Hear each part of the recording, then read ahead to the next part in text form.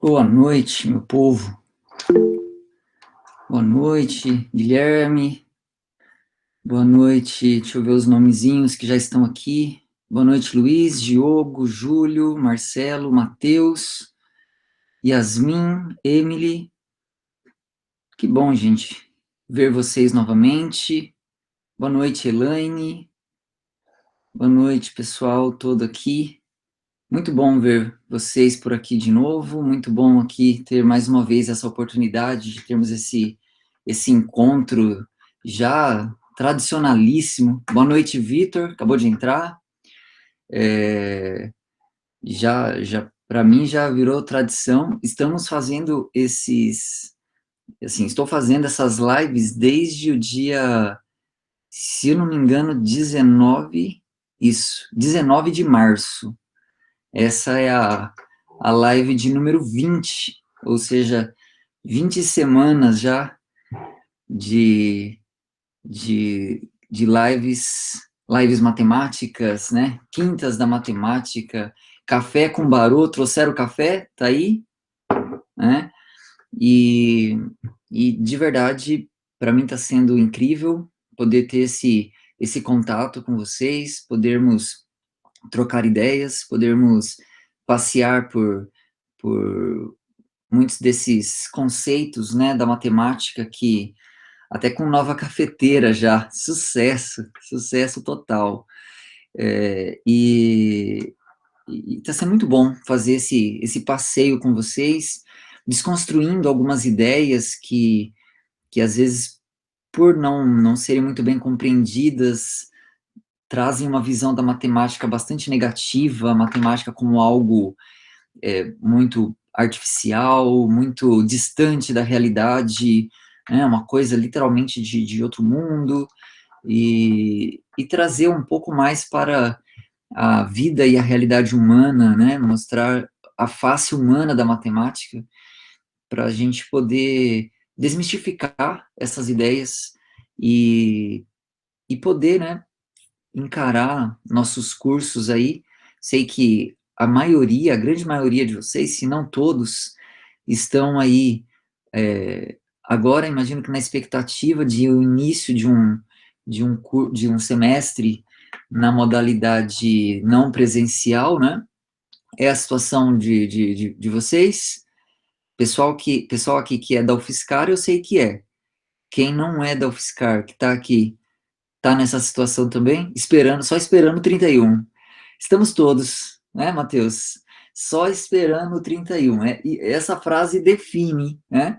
Define o nosso sentimento, a nossa ansiedade, e é isso aí. Estamos nessa expectativa, nessa espera, e, e é isso aí, é o que temos, é o que nos aguarda, e eu, assim, espero, né, poder estar contribuindo um pouco que seja para que vocês consigam iniciar essa trajetória de vocês, esse caminho de vocês, com uma visão diferente da matemática, é, desconstruindo um pouco essa coisa da matemática como o bicho-papão, aquela coisa que a gente tem que se livrar nos nossos cursos, né, e olhando para ela como uma aliada, como uma amiga que vai, se a gente abraçar com carinho, vai ser um diferencial gigantesco na nossa formação, e, e para além de tudo isso, podermos bater esse papo aqui toda quinta-noite tem sido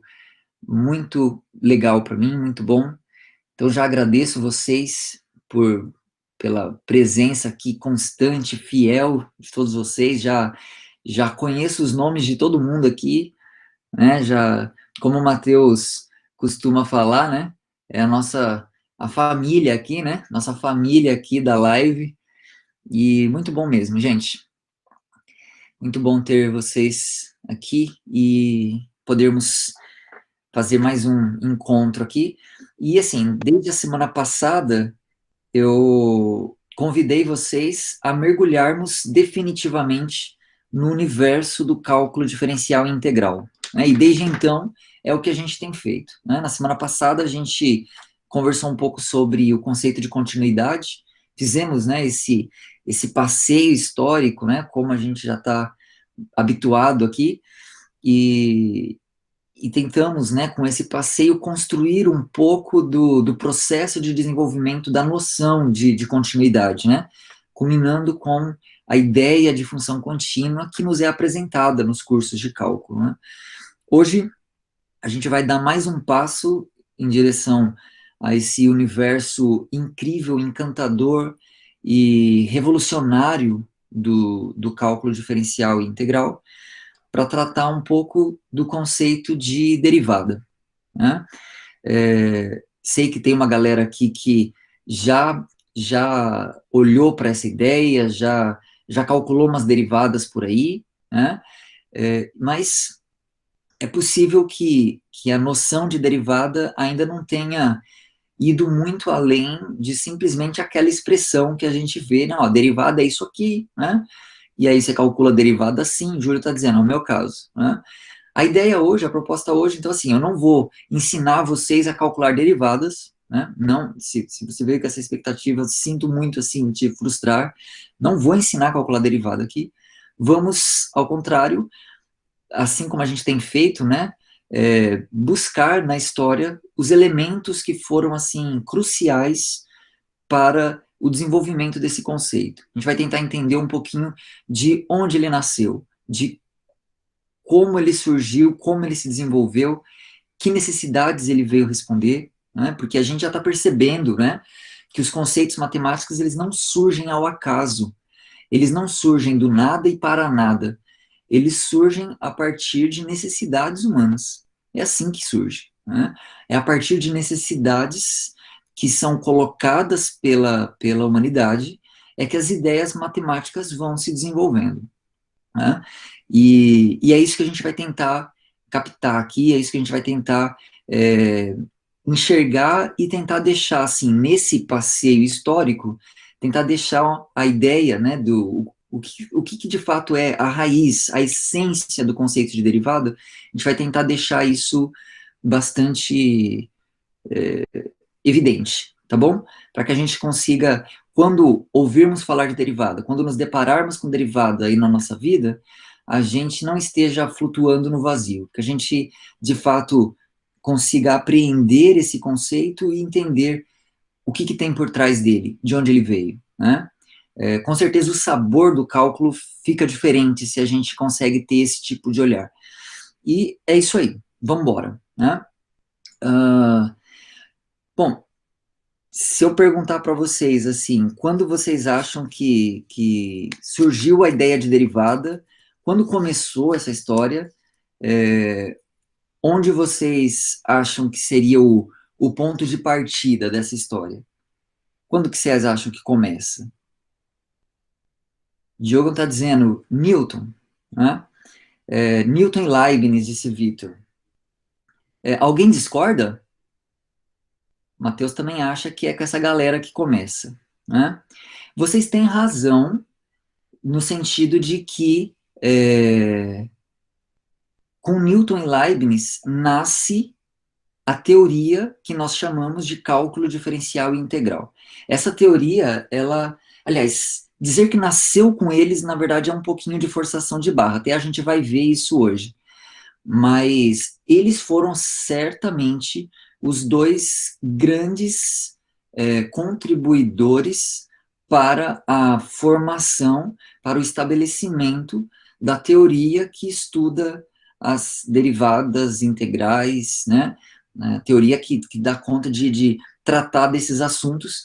E como eu falei para vocês, até coloquei aí no subtítulo aí, né, que eu coloquei desse PowerPoint, a história da maior revolução científica de todos os tempos. Claro que essa é uma visão minha, né? Pode haver pessoas que pensam diferente, mas na minha visão, a maior revolução científica que a humanidade já vivenciou chama-se cálculo diferencial e integral, né? Essa teoria é a teoria que mais impactou a humanidade, o modo de vida da humanidade, o modo de ser, a vida em sociedade, ela foi completamente transformada a partir do desenvolvimento dessa teoria.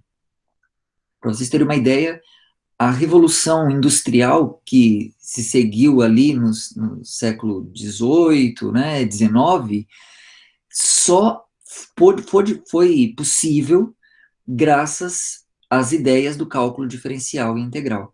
Não fosse o cálculo, jamais teria acontecido a Revolução Industrial. Ela só aconteceu porque antes dela houve o surgimento do cálculo diferencial e integral. Então, claro, a partir disso, né, a Revolução Industrial, ela abriu, né, caminhos para, no século XX, termos uma revolução tecnológica, né, que continua, assim, agora no século XXI, assim, num desenvolvimento simplesmente absurdo, né, assim, se você pegar alguém que viveu 2 séculos atrás e colocar no nosso mundo hoje, a pessoa vai achar que está em outro planeta. Né? Vocês têm noção disso? Assim, a pessoa chegar aqui e saber que, poxa, eu posso então estar em um continente e falar com uma pessoa em outro continente, vendo a pessoa ao mesmo tempo. Eu falo aqui e a pessoa ouve agora. Né?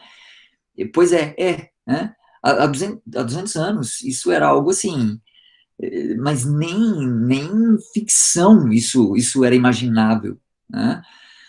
Se a gente fizer a mesma coisa, pega alguém que vive, se pegasse alguém que viveu há 400 anos e colocasse, sei lá, alguém que viveu, vamos pôr mais para trás, alguém que viveu há 600 anos atrás, colocasse na realidade de 400 anos atrás, ou seja, 200 anos para frente, de quando aquela pessoa viveu. Ela ia olhar e possivelmente alguma coisa tivesse mudado, mas não muito. Não mudou muita coisa na, na realidade humana, assim, em termos de questões, assim, da vida mesmo, né, em sociedade e tal. Nesses séculos todos, a coisa não mudou tanto, né? Assim, algumas coisas vão mudando, né, mas muito lentamente, muito gradativamente. As relações de trabalho, elas vão mudando, né, essas coisas vão se alterando.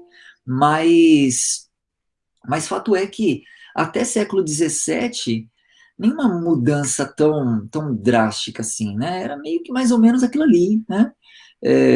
Você quer se locomover, tem a carroça, entendeu? A carroça já tinha lá desde muitos séculos atrás. E, assim, e até pouco tempo atrás continuava sendo a carroça o meio de locomoção mais comum, né? Mas, de repente, a gente tem um verdadeiro boom, uma revolução que alterou completamente o modo de se viver, né? Assim, a gente está olhando, a gente está vivendo essa revolução, né? A gente está no ápice dessa revolução, não sei nem se posso chamar de ápice, nem sei o que vem pela frente ainda, mas fato é que tudo isso só foi possível porque antes de acontecer tudo isso, houve o cálculo diferencial integral, houve o surgimento dessa teoria. Então, se podemos ter essa conversa hoje, eu aqui em casa, aqui em São Carlos, e vocês aí, cada um num canto, todo mundo espalhado aí pelo estado de São Paulo, não sei se tem alguém de fora do estado aqui, possível que tenha, e estamos aqui. Eu falando, vocês me ouvindo, vocês interagindo comigo, nada disso seria possível não fosse o cálculo. Né? Não fosse o cálculo, você não teria o seu smartphone na sua mão. Né? E por essas e outras razões é que eu acredito que o cálculo diferencial integral foi sim a maior revolução científica da história. Né? E só que se a gente for cavar, né, fundo e quiser entender assim os nexos desse conceito de derivada, a gente vai ver que isso não começou com Newton e com Leibniz. Isso começou antes deles. Na verdade, começou muito tempo antes deles. Né? E se eu tivesse que dar aqui um ponto de partida, né, para mim, esse ponto de partida seria com esse sujeito aqui, Heráclito de Éfeso. Me digam, vocês já ouviram falar desse nome? Eu sei que eu já mencionei aqui, em algum momento, né? Já ouviram falar, né? Já tinham ouvido falar antes, assim, ou me ouviram falar de Heráclito? Vocês já conheciam Heráclito antes das lives? Ou conheceram, o Luiz já tinha ouvido antes, Camila também, Yasmin também já conhecia, Mateus só por nome, né? Legal, conhecia do ensino médio. Pô, que legal, Vitor. Aulas de filosofia?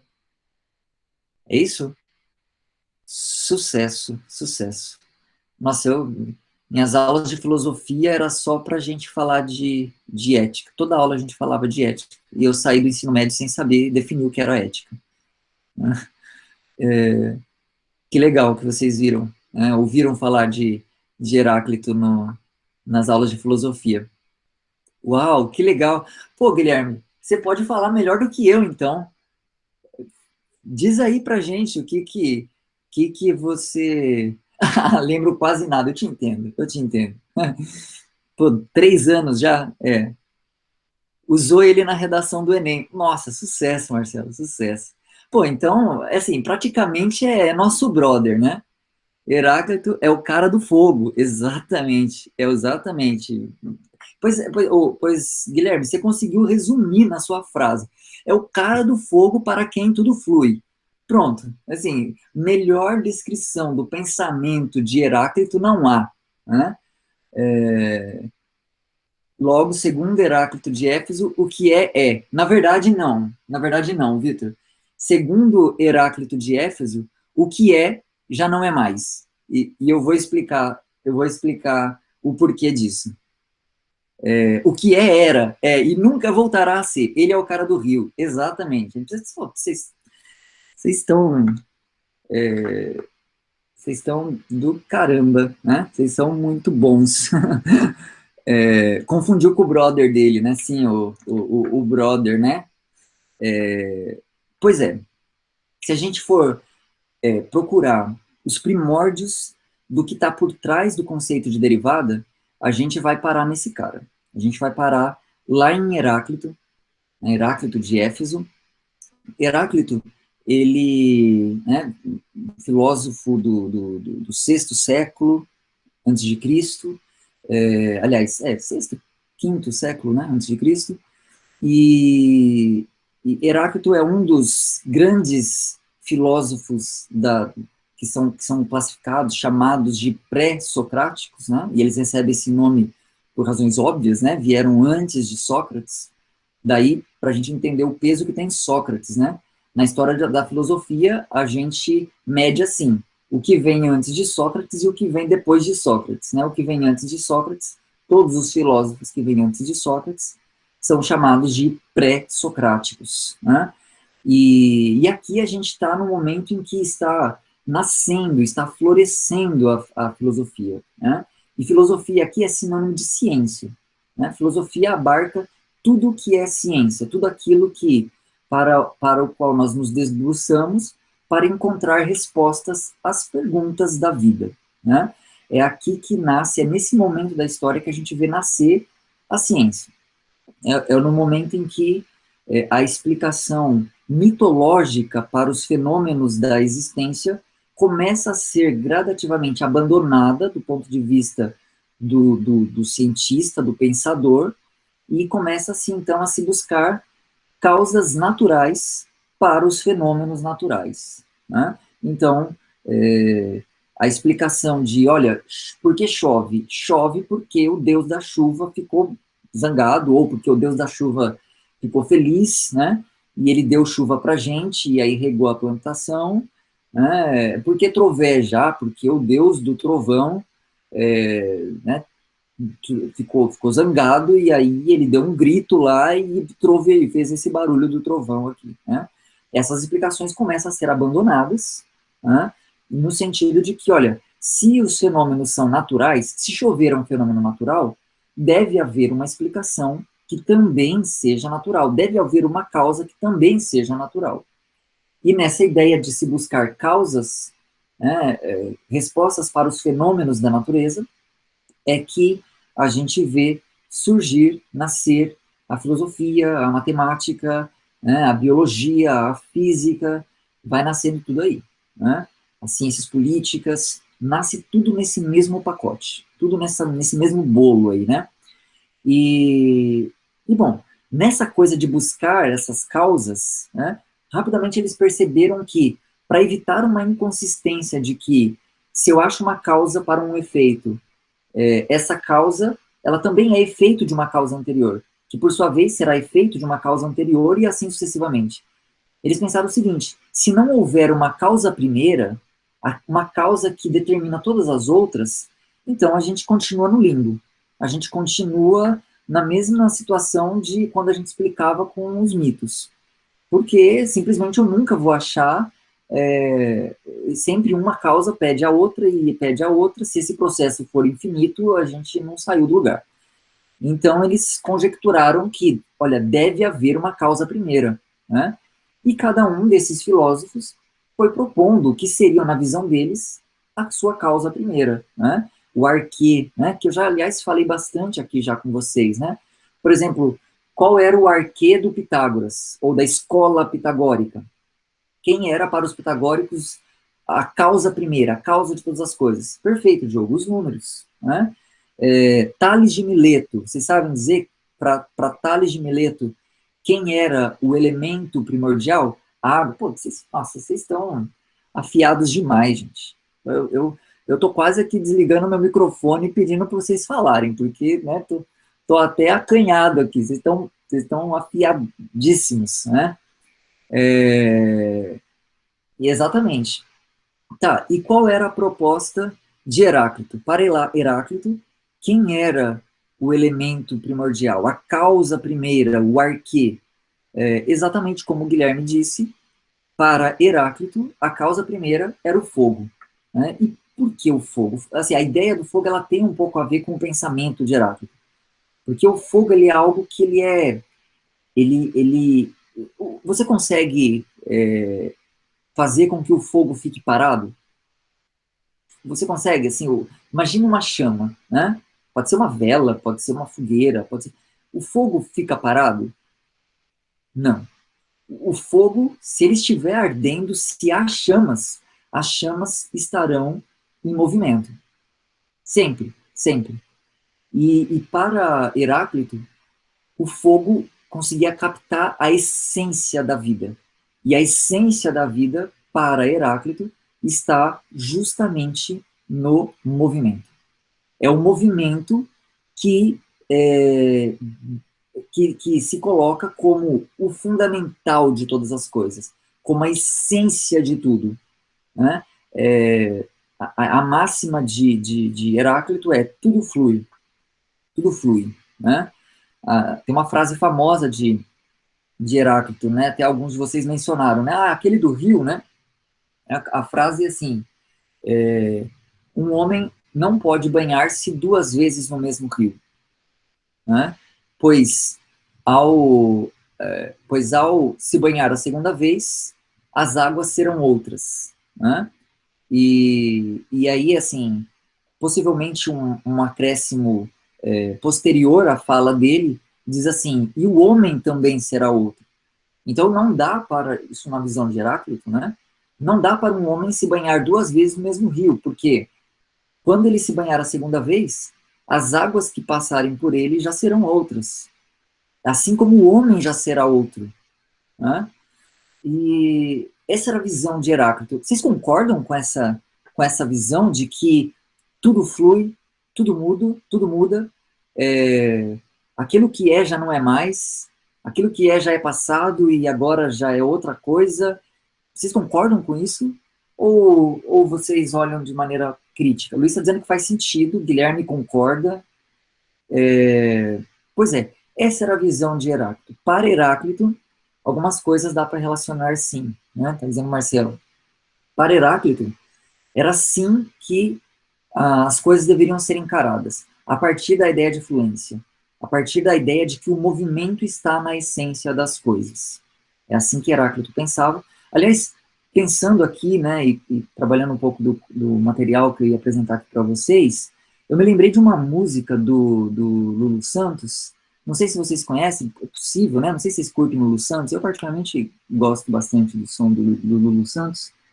Eu vou colocar aqui, espero que dê para vocês ouvirem.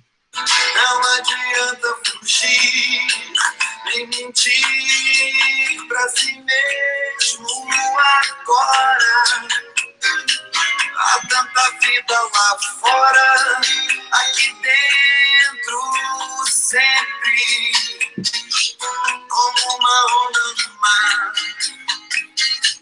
como uma onda no mar, como uma onda no mar, como uma onda no nada do que foi será, Só mais um pouquinho. jeito que já foi um dia.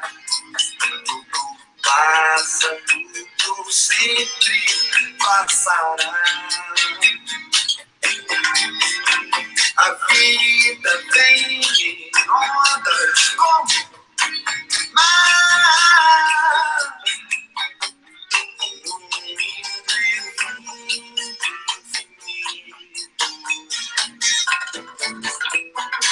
Tudo que se vê não é igual ao que a gente viu há um tempo. Muda o tempo todo no mundo. Não adianta fugir, nem mentir. Conseguiram prestar atenção na letra da música? É pesado. Vocês conseguiram enxergar na letra da música, a música é de autoria do Lulu, inclusive, vocês conseguiram enxergar o pensamento de Heráclito descrito de maneira assim, muito, muito precisa e poética na música do Lulu? Conseguiram, né? Heráclito contemporâneo, exatamente, exatamente. Lulu, aliás, um dos grandes poetas contemporâneos nossos, né? E é isso aí, né? A visão do pensamento de Heráclito é isso aí. Nada do que foi será. Esqueci. Tudo que se vê não é igual ao que a gente viu há um segundo, né? Tudo muda o tempo todo no mundo. Essa é assim, né? Se o Heráclito tivesse conhecido o Lulu Santos, a playlist do Heráclito começava com essa música, né? Certeza. Heráclito ia curtir demais. E esse era o pensamento, né? Esse era o pensamento do Heráclito, né? A ideia de que tudo muda, a ideia de que tudo flui, né? A ideia de que o movimento está na essência das coisas. Agora, claro, essa ideia, ela, na matemática, ela foi bem recebida? O que vocês acham? Tendo em vista o que a gente trabalhou na semana passada, vocês acham que a ideia de Heráclito foi assim bem... Não foi. No começo não, né, Vitor? E por que não? Porque a ideia de Heráclito, quando a matemática tentou abarcar a ideia de Heráclito nos seus conceitos e tal, ela teve que se deparar com o fato de que o movimento traz consigo a ideia do infinito, ou, mais precisamente, a ideia do infinitésimo, do infinitamente pequeno. Porque junto com a ideia do movimento, vem a ideia do contínuo, e junto com a ideia do contínuo, vem o infinitésimo. Né? Então, rapidamente, a matemática tratou de excluir o movimento das suas ideias, e passou a se basear no pensamento filosófico, não de Heráclito, mas de Parmênides. Parmênides, ele vai ser o grande opositor de Heráclito. Né? Parmênides vai dizer, não, está totalmente errado isso, o movimento não está na essência das coisas. A essência das coisas, na verdade, está na unidade. E portanto, aquilo que é de verdade não muda. Esse era o argumento de Parmênides. E aí você vai falar assim, poxa, mas qualquer um vê que as águas do rio, por exemplo, elas se movimentam. Nós envelhecemos, então estamos em constante processo de movimento. Então Parmênides vai dizer, não, mas esse movimento que você observa, ele na verdade é aparente. Então quando você diz que, quando Heráclito dizia que, olha, o homem, quando se banha na segunda vez, ele já é outro. Na verdade, ele está enganado, o homem continua sendo o mesmo. O que mudou é apenas a sua aparência. Eu continuo sendo o mesmo, dizia Parmênides, eu continuo sendo a mesma pessoa que saiu do ventre da minha mãe. Eu não sou outra pessoa. Eu apenas mudei a minha aparência. Mas a minha essência, aquilo que me faz eu, não mudou. Continua sendo o mesmo, por isso eu continuo sendo a mesma pessoa. Né? E se você para pensar, fala, poxa, mas Parmênides parece que tem razão também, né? Aí nessa de quem tem razão, Heráclito ou Parmênides, eu prefiro ficar bem em cima do muro, né? Para mim, os dois têm razão e os dois estão errados, e é isso aí, né? Cada um tem razão sob certo ponto de vista, sobre outro. Os pensamentos deles terão inconsistências, mas, enfim, de fato, não foi a ideia, o pensamento de Heráclito que vingou dentro da matemática. O pensamento que vingou foi o de Parmênides, que a gente já destacou na semana passada, né, e foi o pensamento utilizado por caras como Arquimedes, né, de quem nós falamos já na semana passada também, caras como Apolônio de Perga, já mencionei bastante sobre Apolônio também, né? Apolônio é o cara que é considerado o pai das cônicas, né? E dentre as ideias, as muitas ideias que esses caras desenvolveram e trabalharam, está um problema relacionado a, a um cálculo, né? E cálculo aqui eu quero dizer cálculo do ponto de vista geométrico de tangentes, né? Então, assim, eles estavam preocupados, entre outras coisas, com problemas desse tipo aqui. Você tem ali uma curva, né? No caso aqui eu usei Vocês sabem que curva é essa? Vocês conhecem essa curva? Que curva que é essa aí? Uma elipse, exatamente, Matheus. Isso aí. Isso é uma elipse. É um tipo de cônica, né? Assim como elipses, a gente vai ter parábolas, hipérboles e outras coisinhas mais, são as cônicas. E um problema bastante clássico que eles estudavam era o de encontrar tangentes a cônicas. Né? Era um problema recorrente dos matemáticos gregos dessa época, né? Encontrar tangentes a curvas, e em particular cônicas. E esses dois nomes que eu mencionei, Arquimedes e Apolônio, eles trabalharam em cima disso. Bom, mas como é que eles entendiam o conceito de tangente? Né? Quem seria uma reta tangente a essa elipse? Por exemplo, essa curvinha aqui, né? Essa curvinha em azul, desculpa, essa reta em azul, essa linha reta em azul, que eu coloquei aqui nesse desenho, seria o que eles chamavam de tangente, né? Que eles chamavam de reta tangente. E como que eles conceituavam isso? O que era reta tangente para eles? Para eles, reta tangente era aquela reta que toca na curva em apenas um ponto. Né? Aqui é que o desenho ele dá a impressão de que a reta está encostando na curva em vários pontos, mas fato é que essa reta encosta nessa elipse em apenas um ponto. Né? Então, para eles, isso era a reta tangente. É a reta que encontra aquela curva, né? aquela cônica, em apenas um ponto. Posteriormente, a gente vai começar a perceber que essa definição que os gregos adotavam para tangentes era uma definição bastante imprecisa, inclusive incorreta, dependendo do contexto que a gente considera. Ela funciona assim, para elipses, para círculos, para parábolas. Aí essa ideia de que uma reta tangente, quando ela toca em apenas um ponto, aí funciona. Quando a gente pensa em curvas mais gerais, aí essa ideia é bastante limitada. Né? Na verdade, ela é imprecisa. E assim, podemos dizer juntando, né, essa ideia que Heráclito lança, né, do movimento como estando na base de tudo, Ali é onde a gente encontra o berço, o mais remoto para a ideia que abarca o conceito de derivada. O conceito de derivada, ele repousa justamente sobre a ideia do movimento. Nesse sentido, o cálculo diferencial integral, ele é aquela área do conhecimento, aquela área da matemática que visa estudar os movimentos da vida. Então, derivada, ela se coloca como, assim, algo que nasce a partir, principalmente, essencialmente, da ideia de movimento.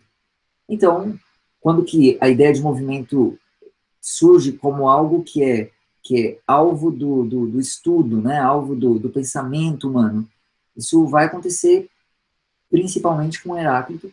Então, podemos dizer que é com Heráclito que tudo começa, né? Aqui, nesses problemas que os gregos estão estudando, né, por exemplo, aqui, né, tangentes a curvas e tal, aqui a visão que eles têm da matemática não é a de Heráclito, é a visão de Parmênides. É a matemática estática, como bem lembrou o Mateus, né? E é desse ponto de vista que eles vão estudar esses problemas de cálculos de tangentes, né? Do ponto de vista da matemática estática, da matemática rigorosa, né? Da matemática finita, é desse ponto de vista que esses problemas são trabalhados aqui. Só que também, posteriormente, a gente vai ver que do ponto de vista mais assim, concreto, é a partir do cálculo de tangentes que o conceito de derivada, ele brota, né? Então, assim, pensando na derivada como sendo aquilo que vai descrever o movimento, que vai dar um tratamento mais preciso para a ideia de movimento, a gente para em Heráclito. Agora, se a gente entende, né, que derivada, do ponto de vista geométrico, o conceito de derivada nasce a partir da ideia e do cálculo de tangentes a curvas, então a gente encontra os primórdios do conceito de derivada, da visão geométrica do conceito de derivada, aqui nesse período, século III a.C., né? Então, é lá atrás que a gente vai encontrar os primórdios disso daí, né? Ok. Gente, como é que estamos até aqui? Tudo certo? Estão me acompanhando? Tudo bem? Ok? Tranquilo? Maravilha. Bom, daqui, para onde é que a gente vai, né? Aqui a gente dá aquele salto básico que, né, a gente percebe, né, quando a gente começa a olhar e cavucar esse movimento, né, de ideias, e a gente vê que ó, a gente começa lá atrás, século VI, passei ali até século III, século II, no máximo a gente avança ali até o século I, né, e de repente há um buraco, né, e aí um buraco que nos leva diretamente para século XIV, né? Aliás, com um matemático que é de uma importância gigantesca, mas eu não sei por que razão é um nome quase que desconhecido na história. Diz para mim se vocês já ouviram falar de Nicole de Oresme. Já ouviram falar desse matemático? Não, né? Nunquinha, né? Pois é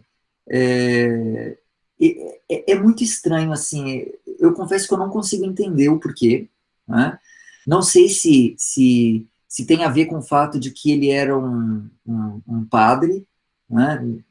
Não, não sei, né? Não é, imagino que não seria uma razão para isso, porque outros matemáticos eram também, assim, religiosos enfim, né, o próprio Newton era um cara, Newton era um teólogo, né, além de físico, além de matemático, né, Newton era um teólogo, ele escreveu muita coisa sobre teologia, né, mas enfim, não sei por que razão, mas Nicole de Oresme, ele passa, assim, praticamente despercebido na história, mas quando a gente olha para a história de Oresme, para os feitos dele, para o tanto de contribuição que ele deu, esse cara, ele deveria estar na mesma prateleira onde a gente coloca Galileu, onde a gente coloca Newton e Leibniz, onde a gente coloca esses caras de peso. E por quê? Aqui vocês percebem que ele viveu ali no século XIV, né? Tem ali o data de nascimento e morte de Oresme, né? E o que ele fez foi assim, pioneiríssimo. Por exemplo, embora o conceito de velocidade já fosse algo que a gente já falava sobre isso já desde os gregos, né, desde a Grécia Antiga, é com Oresme que a gente começa a ter uma noção um pouco mais precisa daquela ideia de velocidade instantânea, né? Porque uma coisa é a gente falar de velocidade média, na qual você faz médias, né, e calcula velocidades em intervalos. Oresme introduz com as suas ideias esse conceito da velocidade instantânea. Então podemos dizer, assim, com bastante justiça, que a ideia de velocidade instantânea ela ganha força muito em função de Oresme. Por si só, a gente já poderia considerar Oresme como assim, um cara importante, se ele só tivesse feito isso. Mas ele também, por exemplo, quando a gente fala de plano cartesiano, né, a coisa de representar através de coordenadas, o nome que vem na mente é, claro, o nome do cara que foi usado para poder a gente chamar de cartesiano. Cartesiano vem de Descartes, né? É o nome que vem à cabeça. Mas quem teve a primeira ideia de uma representação em termos de coordenadas, ideia de latitude e longitude, foi Oresme. Oresme foi quem deu a primeira versão do que seria um plano coordenado, né? Era um pouco diferente, a ideia de Descartes ela é mais evoluída, ela é mais interessante do que a de Oresme, mas Oresme fez uma primeira proposta muito interessante, né? Quando eu falei de representação de funções, eu mencionei Oresme, né? Se vocês voltarem várias lives lá para trás, tem uma live que eu falei sobre as representações da função. E nessa live eu falei um pouco de Oresme. E essa foi uma das coisas que ele fez. Outra coisa que Oresme fez também, ele foi provavelmente o primeiro matemático, físico, né, chame como quiser, a estudar e a tratar de maneira assim específica movimentos do tipo uniforme e uniformemente variado. Inclusive a reconhecer movimentos como, por exemplo, de queda livre, e analisar esse tipo de movimento. Muita gente acha que foi Galileu quem pela primeira vez formalizou essas ideias, mas na verdade não foi Galileu. O cara que fez isso pela primeira vez foi Oresme, né? Foi Oresme que distinguiu esses dois tipos de movimentos. E percebam que Oresme, no seu pensamento, ele está aqui rompendo com a lógica e com o modus operandi, né, da matemática. Porque lembra que desde lá, a crise dos incomensuráveis, que a gente tratou na live passada, quando a ideia do infinito foi abandonada na matemática, e junto com ela a ideia do movimento, quando a matemática passou a ser estática, não se fala de movimento e não se estuda movimento. Oresme, então, nesse sentido, ele é pioneiro nesse sentido de que ele recuperou, ele trouxe de volta o movimento para ser estudado na matemática, né? Então, diz aí, é um cara que merecia ser mais conhecido ou não? O que vocês acham? Dado ter feito tudo isso que eu falei. Não merecia, a gente merece muito, né, Luiz?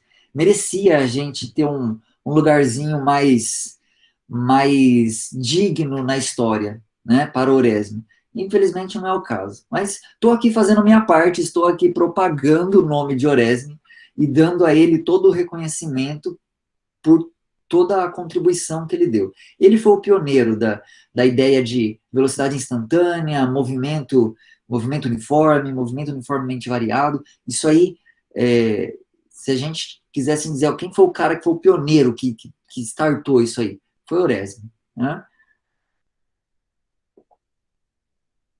E, e legal, então a gente vê aqui a ideia do movimento voltando aos poucos, né, para dentro da matemática.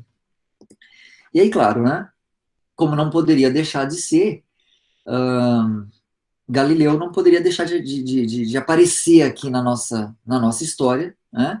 Ele vai aprofundar demais as ideias de Oresme, né? E principalmente Galileu ele vai inaugurar um novo modo de fazer ciência, né? A ciência era feita até esse momento a partir da perspectiva grega, né? Que é do ponto de vista puramente racional. É com a razão, com a reflexão, com o exercício do pensamento que a gente faz ciência. E nisso estava abarcada a ideia de que os sentidos nos traem. Então, os gregos eles trataram de eliminar os sentidos como algo que possa apontar na direção de um desenvolvimento científico. Na verdade, o desenvolvimento científico é algo próprio da razão, né? Os sentidos, eles não têm nada a ver com isso. Galileu ele vai romper com esse paradigma. Ele vai dizer, não, os sentidos, a experiência é tão fundamental quanto o exercício da razão. A gente precisa exercitar a razão, mas a gente também precisa experimentar, a gente precisa provar, a gente precisa, por meio de experiências, por meio de coisas que são do sensorial mesmo, que são do pôr a mão na massa, a gente precisa testar essas ideias, para ver se elas passam por esse crivo da experimentação. E aqui nasce a ciência moderna, né? A ciência moderna que vai dizer, olha, uma ideia será aceita quando ela, claro, tiver os seus nexos lógicos a partir da razão, mas também passar pelo crivo da experimentação, né?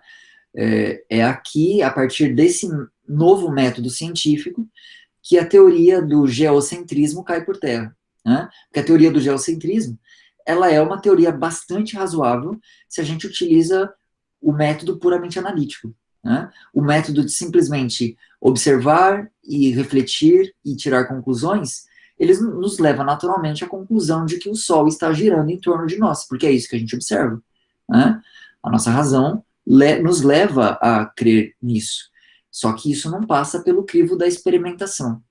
Então, quando esse passa a ser o novo modo de se fazer ciência, então um novo universo se abre, né? E isso acontece devido principalmente a esse cara, né, Galileu Galilei. E também, assim, né, a ideia do movimento está aqui, né? Galileu, ele vai abraçar com força a ideia do movimento e vai estudar movimentos, né, os movimentos uniformes e uniformemente variados, que já tinham sido estudados por Oresme. Ele vai aprimorar isso, ele vai estabelecer uma lei que rege a distância percorrida por um corpo em queda livre. Galileu consegue fazer isso usando as suas experiências. Então, por meio assim de experimentos, ele consegue deduzir uma lei muito próxima do que nós conhecemos, né? Hoje sabemos que Galileu conseguiu chegar muito perto apenas fazendo experimentos, né? Então, também teve uma contribuição gigante aqui nessa história. E bom, aqui logo em seguida, né, aqui a gente está no fim do século XVI, né, final do século XVI, e agora entrando já no século XVII. Aqui, quando a gente entra no século XVII, a gente vai ver a matemática passando por aquela revolução que a gente destacou um pouco na semana passada. Aquela ideia de que a matemática era rigorosa, estática e finita. É nesse momento da história que aquela ideia vai caindo por terra, né? E ela cai por terra justamente por conta dessa demanda de que o movimento seja estudado na matemática. É nesse sentido que a matemática vai mudando as suas bases, vai alterando as suas bases, e se tem um cara que contribuiu bastante nisso, principalmente do ponto de vista de desenvolver uma linguagem própria assim, uma linguagem é, eficiente, né, para matemática, esse cara foi Pierre de Fermat, né? Fermat, acredito que vocês já devem ter ouvido o nome dele. Eu já mencionei aqui, sei que já mencionei o nome dele algumas vezes. Vocês conhecem Fermat? Já devem ter ouvido falar do último teorema de Fermat. Já ouviram essas coisas? Já, né? O Júlio está dizendo que não, né? Não ouviu. Bom, Fermat é um dos grandes nomes, né, nesse contexto, é um dos grandes nomes da matemática. Bom, o que Fermat fez de bom, na real? Né? Aqui, a ideia é mais ou menos o seguinte. Bom, a ideia do movimento está entrando com força na matemática. O que Fermat vai fazer é desenvolver uma linguagem, uma notação bastante interessante para a gente representar essas variáveis. Porque quando a matemática começa a se abrir para o movimento, a ideia de variável começa a ser algo que o matemático precisa lidar. E a questão é, como é que eu represento essas variáveis? Né? Fermat, ele faz uma proposta. Né? A proposta que ele faz é de representar variáveis por letras. Né? Por letras. E por quê? A gente quer representar, porque se variável é número, né? Por que eu vou representar por letra? Porque eu tiro o caráter estático. Quando eu represento um número pelo seu numeral, aquilo ali é estático, né? O símbolo 2 é estático, é o 2, não muda. Agora, quando eu represento por um símbolo, e a proposta que Fermat faz é de letra, então ele incorpora o dinamismo. Essa coisa do movimento fica incorporado na letra. Porque a letra, ela pode ser o 2, mas ela pode ser o 1. A letra, ela é e não é. Ela capta essa coisa da fluidez lá do Heráclito. Né? Ela é o 1, mas ela não é o 1, porque ela é o 2, e ela também não é o 2, porque ela pode ser, digamos assim, ela pode ser qualquer um, e ela não é nenhum especificamente, e isso porque ela tem esse caráter dinâmico. Né? Então, essa representação, ela é uma das grandes contribuições de Fermat. Então, foi ele quem iniciou as letras na matemática? Foi.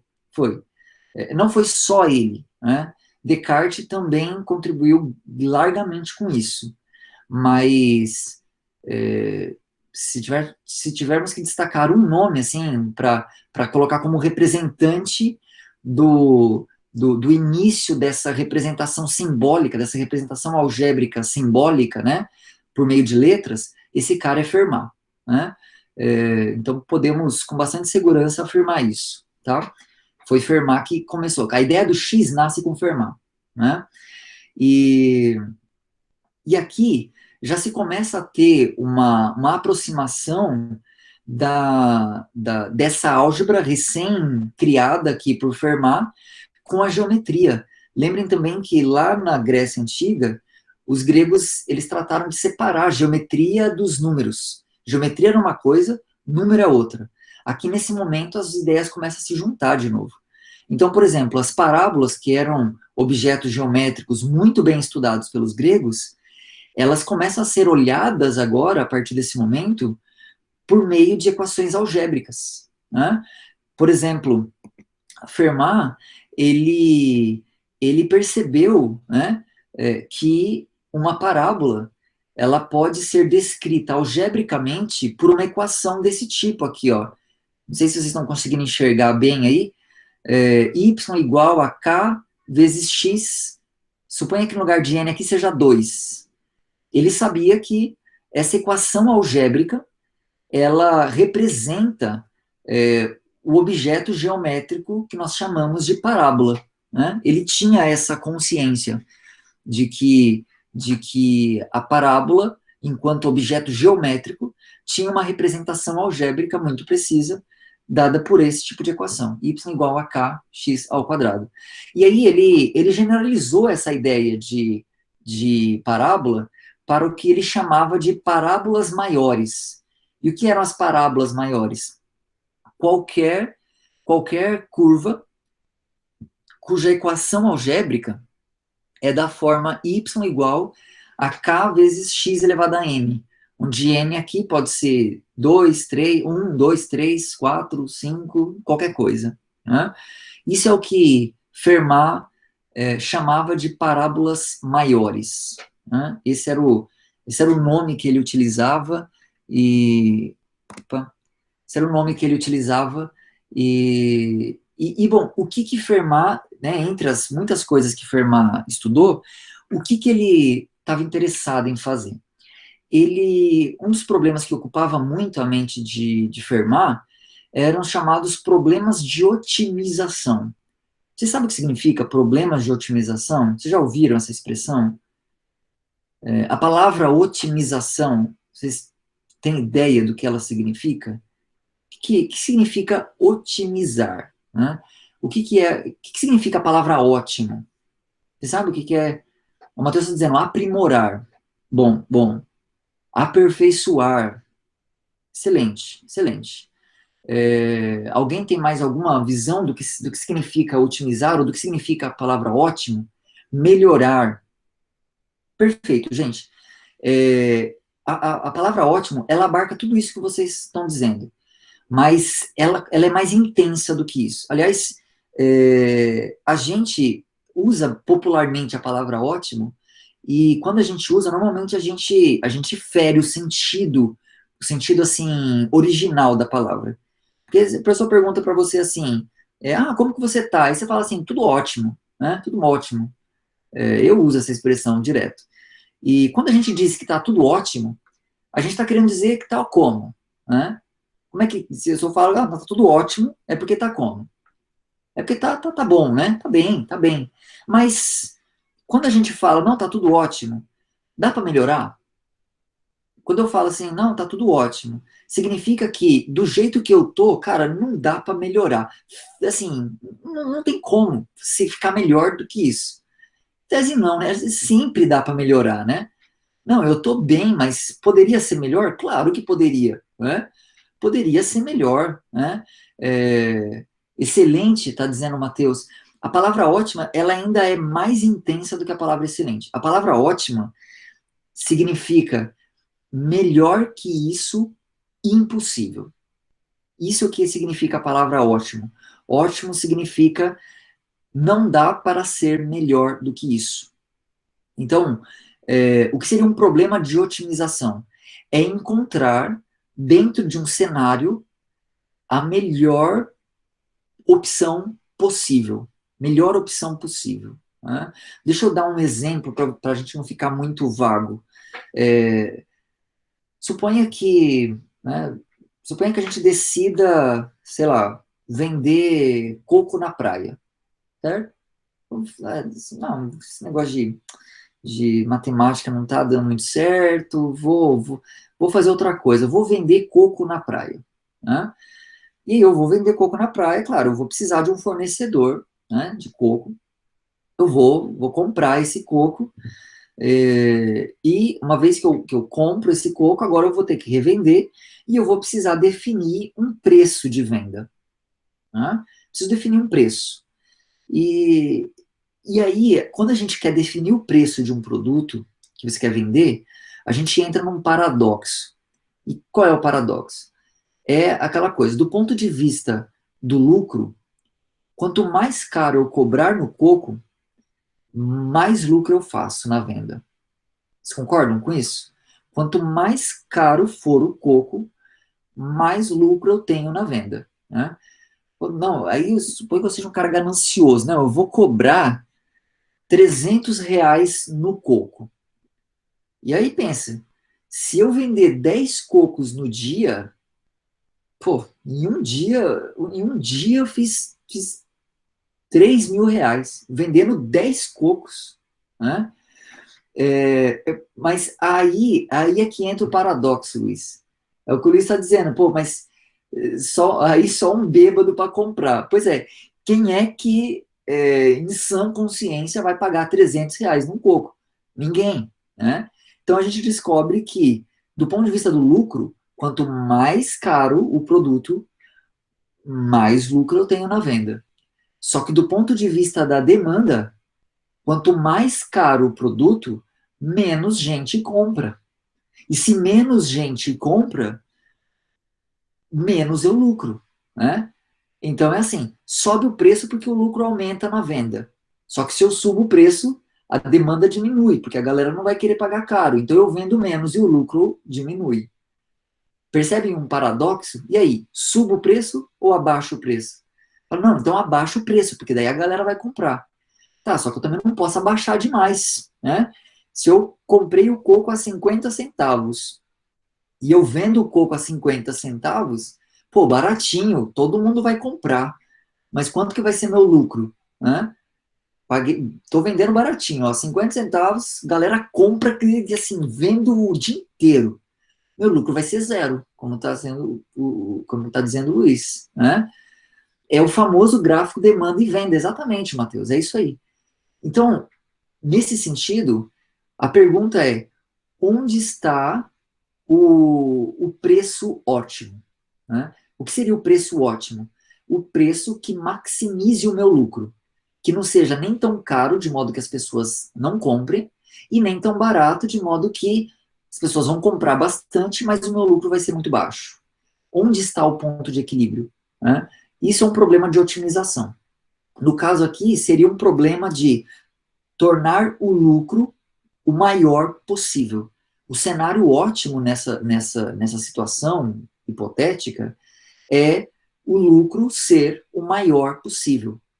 Então, quando a gente fala de resolver problemas de otimização, que era uma das coisas que Fermat se ocupava bastante, a gente está falando, em outras palavras, de encontrar máximos e mínimos.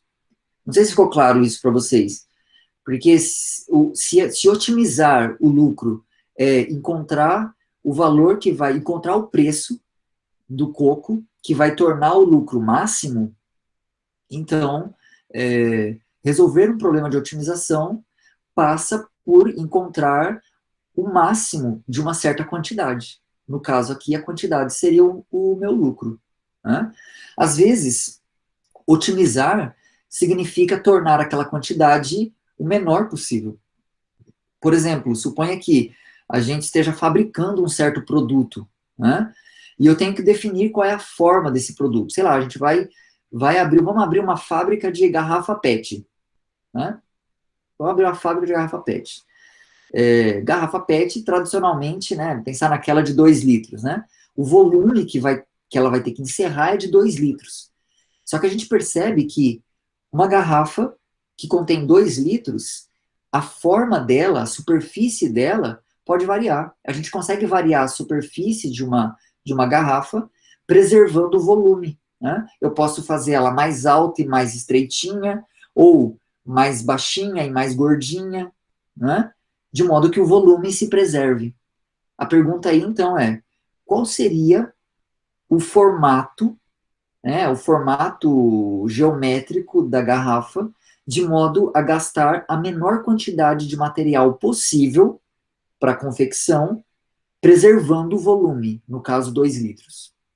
Percebe um problema de otimização?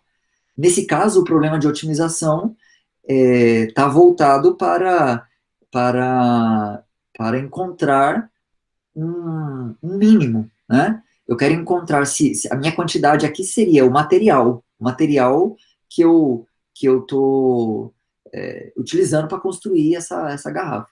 Eu quero tornar essa quantidade de material menor possível, né? Eu quero encontrar qual seria o mínimo dessa quantidade. Qual seria a superfície da garrafa que tem a menor área possível? Essa que seria a ideia, né? Então, nesse caso, o problema de otimização significa encontrar um mínimo, né? Então, era justamente isso que Fermat estudava, máximos e mínimos de funções, né? Era isso que ele estava preocupado em fazer, né? Mas que funções ele estudava máximos e mínimos? Ele tentava estudar máximos e mínimos. Essas aqui, ó. Essas parábolas maiores, né, que são polinômios, né? É o que nós conhecemos como polinômios. Então, ele se restringiu única e exclusivamente aos polinômios. e para polinômios, ele tentou estabelecer métodos para encontrar máximos e mínimos. E uma coisa que ele tinha bastante consciência, sim, uma coisa que Fermat percebeu, né, é que, usando aquela ideia das tangentes dos gregos, ele conseguia relacionar o problema dele de encontrar máximos e mínimos com aquela noção das tangentes. E como é que ele entendia isso? Por exemplo, aqui eu estou ilustrando com uma parábola. Né? Ele não pensava só em parábolas, ele pensava em curvas mais gerais, mas entre elas a parábola também. No caso dessa parábola que eu estou representando aqui, não sei se está visível aí para vocês, né? Essa parábola, ela tem um ponto de mínimo. Vocês concordam? Concordam que ela tem um ponto de mínimo? Né? O interesse de Fermat, aqui no caso, é descobrir quem é esse ponto de mínimo. E o que Fermat percebeu? Ele percebeu que, naquela ideia das tangentes dos gregos, das retas tangentes, quando um ponto é de mínimo ou de máximo, a tangente nesse ponto é uma linha horizontal, como a gente está vendo nesse desenho aí. Né? Fermat percebeu isso. E a partir dessa ideia, ele de que, olha, quando o ponto é de máximo ou de mínimo, a tangente é horizontal, ele trabalhou para tentar estabelecer um método para descobrir esses pontos, né, de máximo e de mínimo. E qual que era a ideia, né, do método de Fermat? A ideia era algo mais ou menos assim. Vamos arrastar aqui um pouquinho mais. Aí. A ideia dele era o seguinte: ele considerava cordas desse tipo, né? Então aqui a gente construiu, né? A gente tinha aquele pontinho aqui embaixo, a gente construiu um outro ponto aqui em cima, e aí estamos considerando uma corda, né? Corda seria essa reta que corta a parábola nesses dois pontos. E ele visualizava isso, né? Então, assim, construindo essa corda aqui, essa corda, claro, ela vai formar um ângulo, né? Essa direção horizontal, né? Ela forma um ângulo aqui, e esse ângulo, o tratamento desse ângulo, ou assim,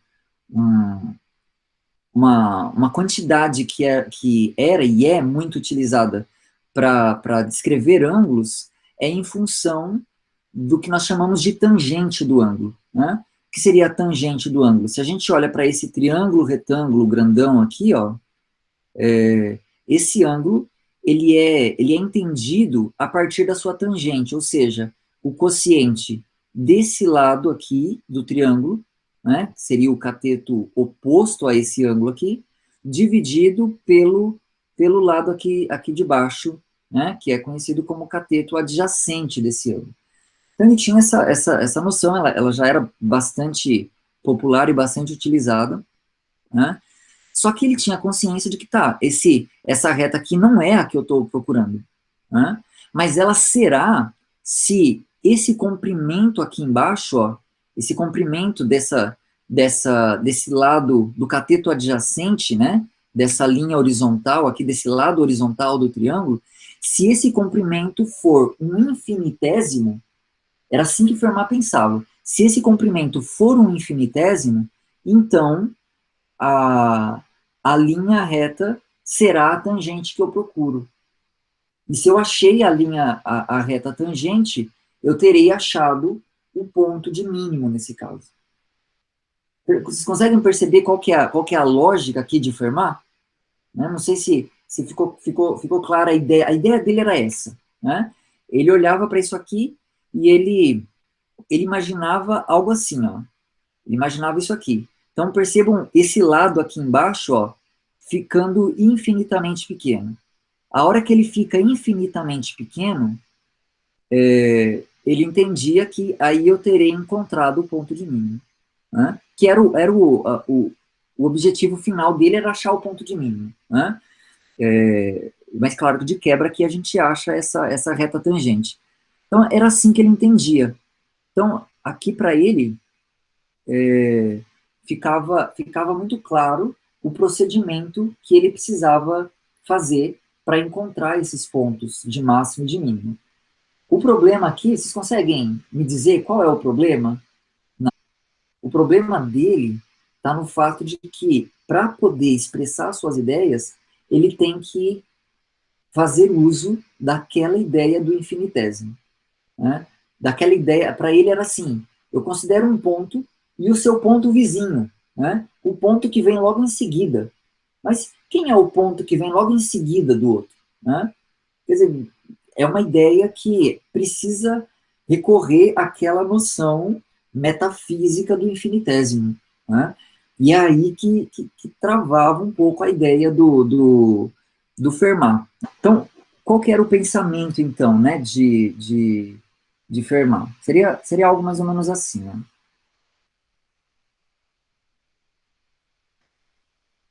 Seria uma ideia mais ou menos assim. Então, ele tinha lá uma curva, né? Uma curva assim, e, e aí ele tem um ponto aqui que é o que ele quer descobrir, né? Ele quer descobrir quem é esse ponto aqui de mínimo. Então, o que ele faz? Então, esse ponto aqui, vamos chamar ele de x, né? Vamos chamar esse ponto de x. Ele fazia o seguinte, vamos dar um incremento aqui a x, então vamos considerar um incremento aqui, vamos chamar, ele chamava assim, x mais e. Essa era a notação que acho que ficou muito embaixo, né? Deixa eu subir um pouquinho mais. Então, ele usava essa notação aqui, só que para ele, esse e aqui, ó, é um infinitésimo. Então, assim, claro, eu estou representando assim, né? X aqui e x mais e aqui, porque eu não consigo representar um infinitésimo, né? Se o e é um infinitésimo, então esse ponto estaria assim, grudado aqui no x. Então, só para a gente enxergar melhor, eu estou colocando ele aqui. Mas na visão, na cabeça de Fermat, esse e aqui é um infinitésimo. E aí, ele, ele considerava, então, suponha que essa aqui seja uma função, vamos chamar de f, né? Então, uma função f de x. E aí ele considerava, então, aquela linha reta que passa por esses dois pontos. Pelo ponto, pelo ponto x e pelo ponto x mais e. Então ele entendia, se esse e for um infinitésimo, essa linha aqui será, de fato, a reta tangente. Né? Bom, mas se eu olho para ela dessa forma aqui, eu posso, da mesma forma como a gente viu lá no GeoGebra, né? Eu posso considerar esse triângulo aqui, né?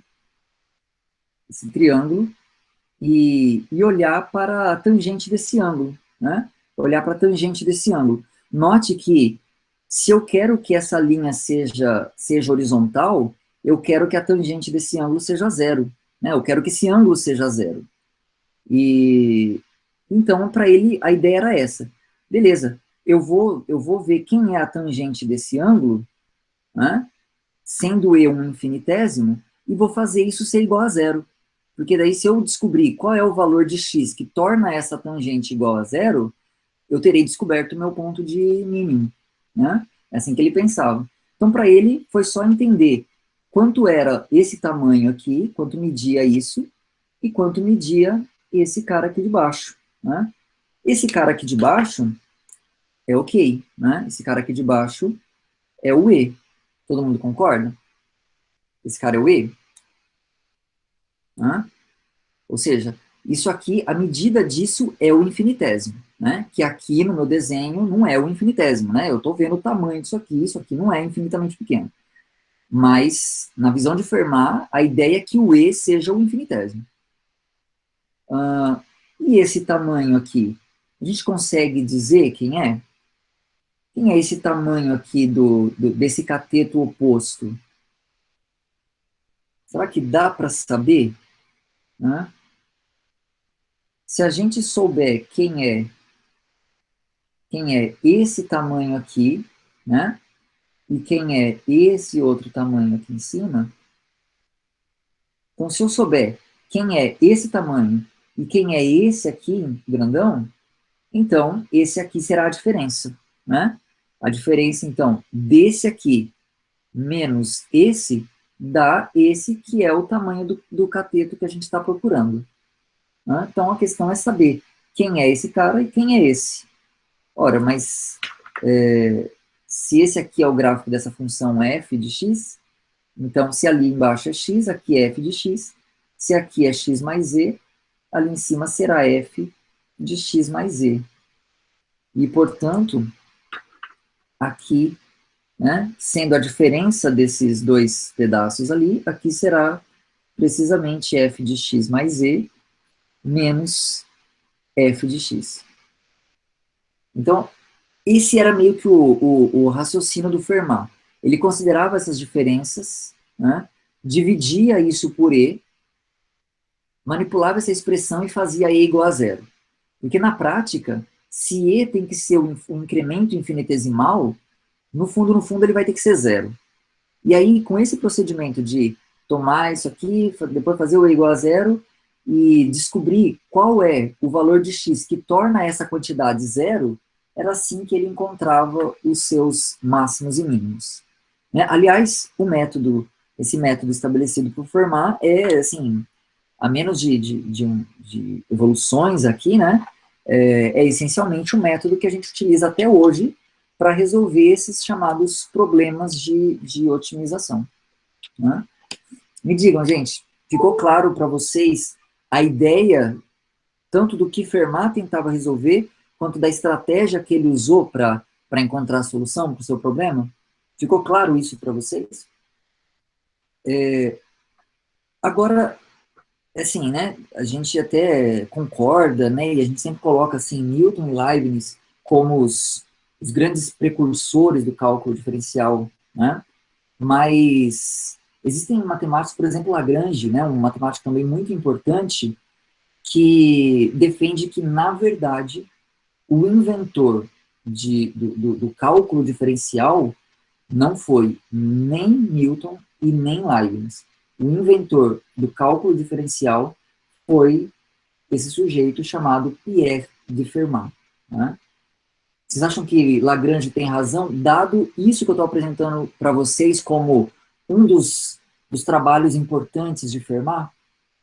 Vocês acham que Lagrange tem certa razão em dizer que o inventor do cálculo de verdade foi Fermat? O que vocês acham? Ele deu a base, basicamente. Exatamente, Matheus, ele deu a base. Ele deu o jeitão de, né, porque aqui, essa coisa de fazer calcular essas tangentes aqui, quando esse cateto vai chegando no ponto de se tornar um infinitésimo, isso aqui é o cerne, isso aqui é a raiz, isso aqui é o conceito mais primitivo que representa a ideia de derivada. Né? É aqui que nasce a ideia de derivada. Derivada, né, no seu sentido mais primitivo, é isso. Essas tangentes aqui, para esse incremento e feito um infinitésimo, é o que nós vamos posteriormente chamar de derivada. Ok? Vou só dizer, então, qual é o próximo passo dessa história. E quem são os próximos personagens dessa história. Né? Não são outros. Imagino que, assim, se tinha alguém que vocês tinham certeza que ia ser mencionado nessa live, eram esses dois caras, né? Newton e Leibniz. Só que, por hoje, a gente vai parar por aqui. E nós vamos continuar esse assunto na semana que vem, e a gente continua exatamente desse ponto. O momento da história quando Newton e Leibniz entram na jogada. Vamos entender um pouco de como foi a contribuição. Ô, louco, série Netflix. Pois é, não, claro, tem que deixar tem que deixar o suspense, né? Vamos entender um pouco, então, na semana que vem, quais eram as bases filosóficas, tanto de Newton quanto de Leibniz. Vamos entender um pouquinho da briga. Vocês sabem que rolou briga entre Newton e Leibniz? Sabem que rolou treta entre os dois? Ou não? Sabe, né? Pois é, vamos falar um pouquinho da treta, né, de Newton com Leibniz e vamos entender como que a coisa fluiu a partir deles. O que foi feito e o que foi aprimorado a partir das contribuições gigantescas de Newton e Leibniz para chegar no ponto que nós estamos hoje, na forma como nós entendemos a derivada hoje, né, a forma como nós conceituamos a derivada hoje. Ela passou por grandes transformações, mesmo depois de Newton e Leibniz, né? Então, isso aí são coisas que vamos tratar na próxima live da semana que vem.